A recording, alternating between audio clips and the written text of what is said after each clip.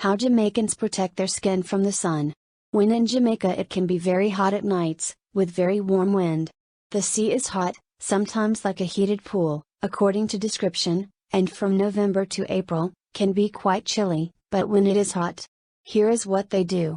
They choose the right type of sunscreen. Jamaican people apply and reapply their sunscreen regularly. They also choose to wear protective cover their heads, like a brimmed hat. Protecting the eyes come natural to Jamaicans, because they like wearing dark glasses. If they can, they avoid the sun during peak hour. Jamaican people love cool shade, so when it's hot they seek shade under a tree whenever they can. What are the benefits of being sun safe? The sun's ultraviolet, UV, radiation is the major cause of skin cancer. UV damage also causes sunburn, tanning, premature aging and eye damage.